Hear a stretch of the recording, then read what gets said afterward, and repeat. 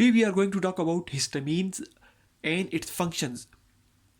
This is going to be the last lecture about humoral control of blood flow by the tissues.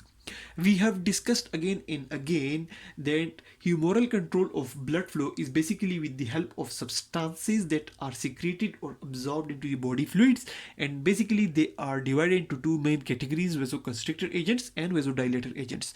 We have discussed in detail all the vasoconstrictor agents as well as bradykinin, which is a vasodilator agent. Now the second most important vasodilator agent which helps in the blood flow is histamine. Histamine is basically released due to damage or inflammation or allergic reactions. It is basically released in the human body due to these conditions: either damage to any part of the human body or any tissue, inflammation to any area, any tissue of the body, or allergic reaction to any poison, any foreign body, or any drug, whatever. So these conditions basically cause release of histamine. And histamine basically it is derived from mast cells in the tissues. In the tissues it is derived from the mast cells, and in the blood it is basically derived from basophils. So the two main categories of cells which release histamine are mast cells and basophils. And once it is released due to these conditions like damage, inflammation, or allergic reaction, but most commonly it is released due to allergic reaction. Once it is released, it is a powerful vasodilator and it causes vasodilation.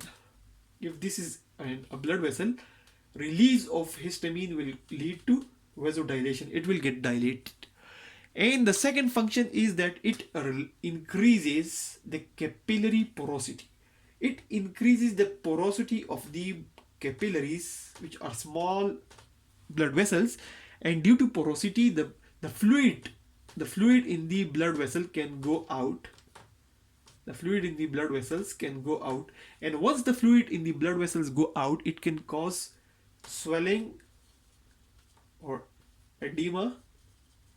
And the purpose of this increased porosity is to allow the blood cell to move to the site of damage, to allow the blood cells to move to the site of inflammation, or to allow the blood cells to reach the site of allergic reaction and to tackle.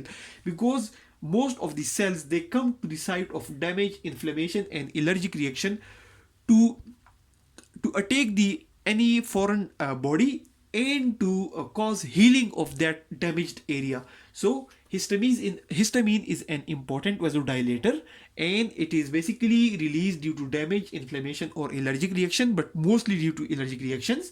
It is mostly derived from mast cells in the tissues and basophils in the blood. It causes dilation of the blood vessels, and it increases the capillary porosity.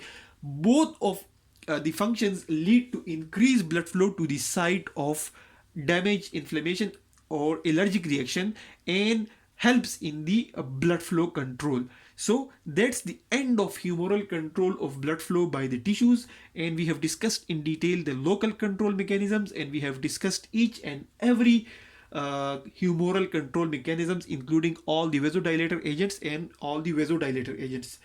Each and every agent which we have discussed here, like epinephrine, norepinephrine, angiotensin 2, bradykinin, or histamine, they have a lot of functions in the human body. But we here in these series of lectures, we have just discussed their role in the blood flow, and that too in regard to the humoral control of blood flow to the tissues.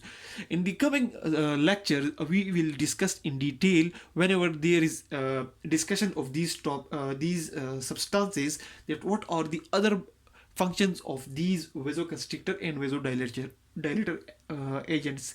Thanks a lot for watching the video.